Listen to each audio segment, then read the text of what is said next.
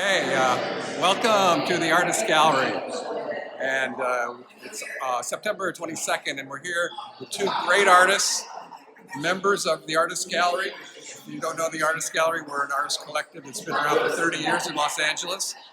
And we have 80 artists as part of our collective. We're in a great location on Wilshire Boulevard in Los Angeles, not too far from the museums, LACMA and other museums. Karen Fiorito has two shows going on here. One is a curatorial of a lot of political art. And we're in the political season right now, and so it's very apropos. But she also has her own solo show showing some of her political art from years past. And it's really fun, exciting stuff, very controversial as well in many cases. And so we're going to start with Ernie, and then we're going to go into Karen Fiorito's talk in just a minute. So welcome. This is my solo show called Sign Language, and it represents about 20 years of activism, billboard activism and art. I started doing billboards in 2003 or 4. I think the first one went up maybe in 2003, actually before George Bush. This is actually the first one. About all I did. I was doing my thesis show in printmaking at Arizona State University, and my master's degree in printmaking. And I was doing a lot of large hand-pulled screen prints of not only making fun of the president, but criticizing the Iraq War and the military-industrial complex and that kind of thing. So it was right after 9/11, and a lot of my posters would continually get torn down, and I would put up, 20, 30 posters in a night, and then they'd be gone the next day. And in Arizona and Phoenix, it's not that popular what I was trying to express. I couldn't really get into galleries, so I just, decided I needed something that I could express myself with that wouldn't be torn down or, and I thought of a billboard, and I thought, wow, that would be great if I could get a billboard. And I was talking to a professor about it, and he said, there's this artist in Phoenix, Beatrice Moore. She's like a community activist, and she's like anti-war, and she owns this property, that has a billboard, and you should go talk to her. So I went into her studio on a First Friday art walk, and I said, hi, my name's Karen, and I'd like, I do political art, and I'd love to borrow your billboard. And she was like, okay. And she's like, send me, a sketch or some idea, or what do you want to put up there? And so I sent her this, and she was like, okay.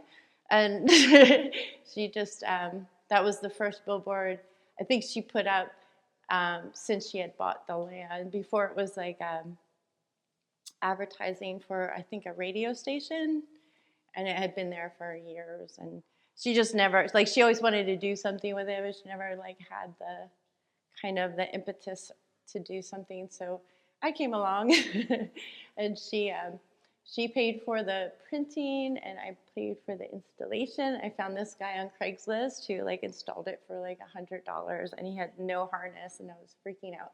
But it got up there. It was so exciting, my first billboard, and it got in the news, and it was on TV, and this was all during my thesis shows.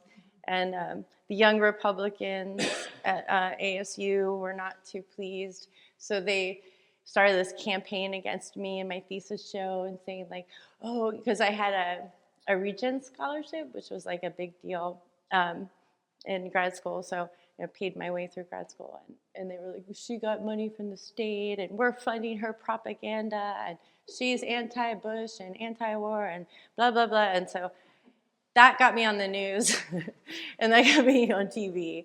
And I thanked them later, because it was really great for me. So, so this billboard stayed up till like, she wanted it, like, it was before his re-election, which was 2004, and then he was president until 2008. So it stayed up his whole term in office, just as a reminder that they lied. And then I moved to LA after I graduated. I graduated in 2004 with my master's, and I started my own print shop in Los Angeles. So I don't only do billboards, I do prints, and one of my prints is over there. I do other things too. I do murals and other art stuff. But I love doing billboards, you know, it's so much fun. Anyway, so in 2005, I got a grant based on my first billboard from the Puffin Foundation, which is in New Jersey, and they're they fund political art. And they gave me some money, and I had this idea because I really hated Fox News, and I thought they were a bunch of liars. And this was in 2005. So I put up this billboard. I was going to call it faux news, and I wish I had, because it means fake in French. So it would have been like before fake news became a thing. I was going to call it faux news, but anyway, I could have said like, I invented fake news like Donald Trump did, but there's time, I can. So this was on Sepulveda Boulevard in Santa Monica, and it was right down the street from Fox News sports headquarters. And they, so the day it went up, Van Wagner put it up for free, and then I just had to pay for the printing. And the day it went up, I got a call from Bill O'Reilly's people and Fox News, and they were really upset, and I didn't know what to do, so I called Jim Lafferty, who's the head of the National Lawyers Guild, and I asked him, like, what should I do? And he gave me some great advice, and I basically decided not to go on Bill O'Reilly. But they doxed my information online, and that was the second time I got death threats. But each time it kind of progressed, because that time, you know, Facebook wasn't really a thing that much when I put up my first billboard. It was just starting, you know, and Twitter wasn't even invented. And, you know, so social media was just still in its kind of its infancy. And if you look, I have websites for these billboards that I put up that kind of backed up what I was trying to say with more factual information and things like that. And I also had, for the first one, at least, a forum where people could write in their comments. So it was like I was allowing people to write in whatever they wanted to, pretty much, unless it was like a death threat or something like that. Then I would take that down. So I was trying to support my evidence here and support what I was trying to do with my activism. And so after that, I didn't do billboards for a long time because I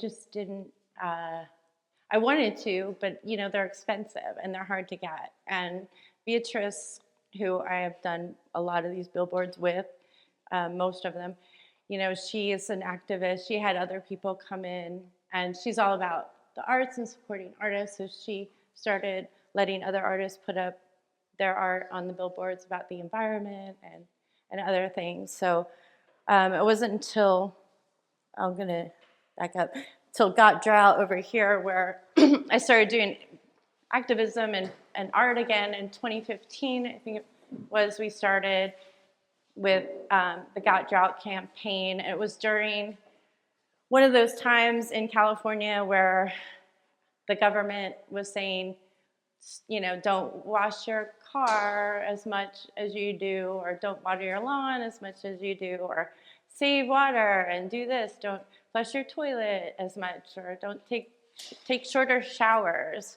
And they were giving us all this advice. And the thing that bothered me about that was that half of the water in California goes to animal agriculture. It goes to meat and dairy industries. And one of the largest crops in California is the alfalfa crop, which is the water-intensive crop that you actually have to, it has to grow in like a flood, like a field of water. it's so water intensive that it's more than all of almond production put together. And that is fed to cows, which then, are slaughtered, and then there's more water in that, production of the animal where it's washed and cleaned and packaged. Anyway, so we put these billboards up that were like 1,000 gallons of water. Okay, so if you want to save 1,000 gallons of water, you can not do 20 loads of laundry, not do 77 loads of dishes, or not drink 1 gallon of milk. Or if you want to save 1,300 gallons of water, you cannot flush your toilet for 6 months, you cannot take a shower for 3 months, or just don't eat a burger for lunch, eat a salad instead. You save 1,300 gallons of water that way. And that's what we were trying to get across is it's ridiculous to ask people, when 4% of the water goes to residential use, to ask people to cut their residential use. That doesn't even do anything. When 47 or 50% of our water goes to animal agriculture, and that would be a much better way to reduce our water usage. So we were trying to make this point with this campaign, and it kind of took off. Like, I didn't even think this would take off, but I've raised over $20,000 for this project. It's been in 6 major cities in California. It's been in Cape Town, South Africa. It's been in Phoenix, Arizona. So, and it's not, I still get emails about it today, like, can you come do a publicity event for Got Drought? And I'm like, yeah, I got a lot going on. But, we this continued to 2021. When COVID happened, I put up this billboard about the relationship between animal agriculture and zoonotic diseases, because that's something that nobody was talking about during COVID. It's like, the reason we have so many diseases that kill people is because we kill animals to eat them, and we go into their habitats and we destroy them. So it's 75% of new infectious diseases are zoonotic, and that's just a fact. I like to use facts, especially when it comes to veganism, because people go, oh, veganism, they shut down. They don't want to hear anything else. But I am a vegan, and I'm a proud animal activist. So after Got Drought in 2016 or 17, when Trump got elected, Beatrice Moore, who we did the first billboard with, she called me and said, let's do something about Trump. And I said, sure. So I spent probably 3 months designing the Trumpocalypse billboard. Part of the image which caused the most controversy is the dollar signs, which resemble swastikas, and that was intentional.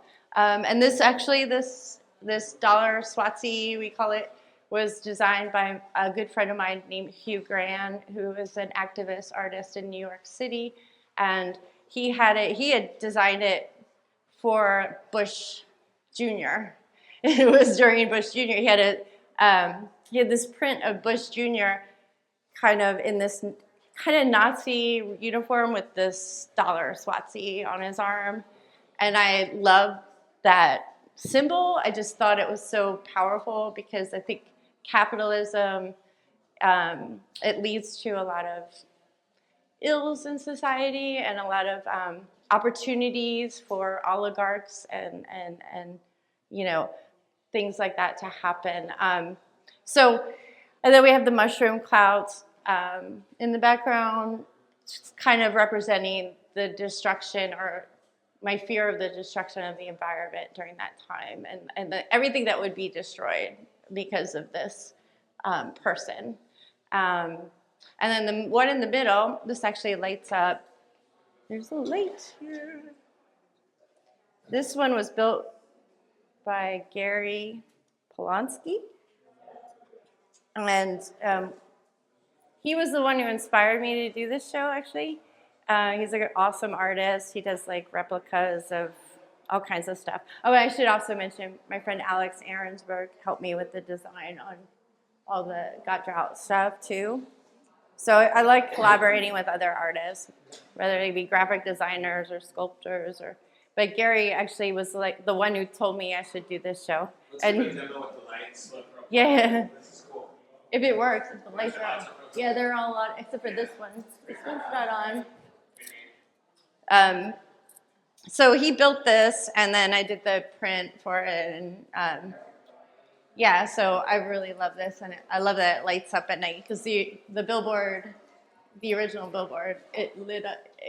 They did add lights after this billboard. Also, what was great is this billboard kind of took on a life of its own. So, oh, sorry. Where is it? In Phoenix, Arizona. So people shot paintballs at it, and that you can see them here.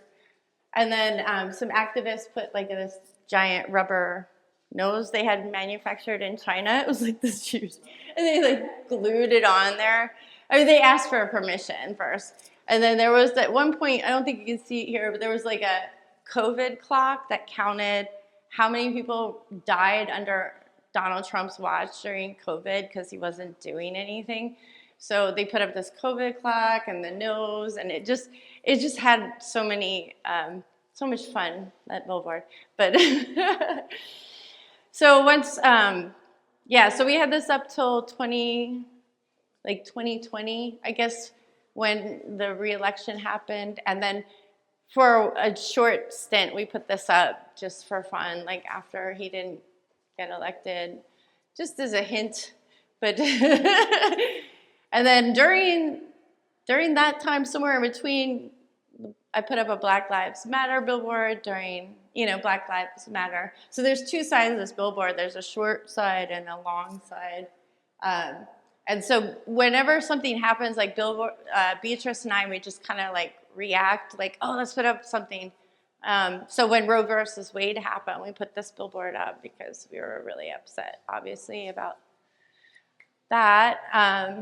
That was during the last election. We put a pro-voting one up, and then we have the two unity ones over here.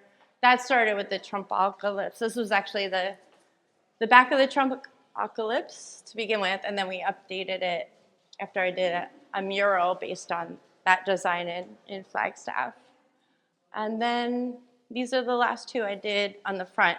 The Roe versus Wade one's still up, but this one was up 2022 to 2024. And then this year in March, we put this one up for the election of Donald Trump.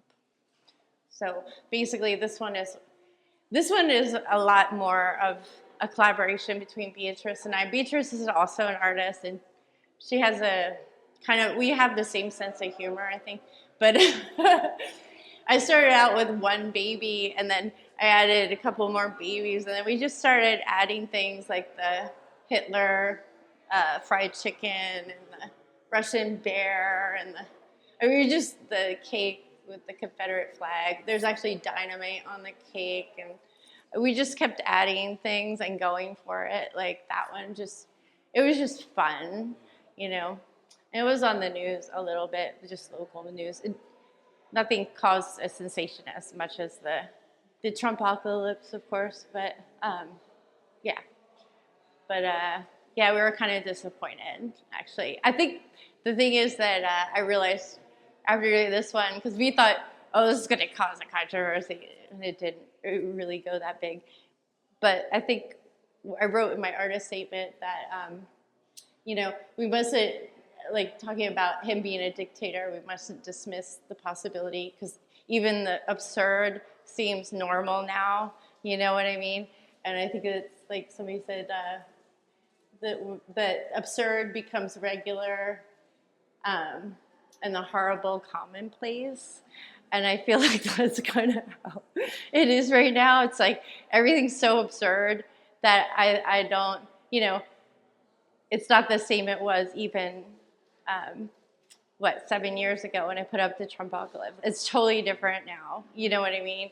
And everyone gets death threats now, and everyone who says anything, gets into trouble. So it's not like I'm not special anymore. So, but I'm just joking. But no, I mean, I just think it's funny how we've become used to things that are so absurd, you know, in our life. But here we are. There's no shock factor anymore. There's no shock factor, exactly. Because everything's so shocking all the time, every day, that I think we're like exhausted. It's like there's nothing you can say or do that would really shock people anymore. Very little, anyway, I think.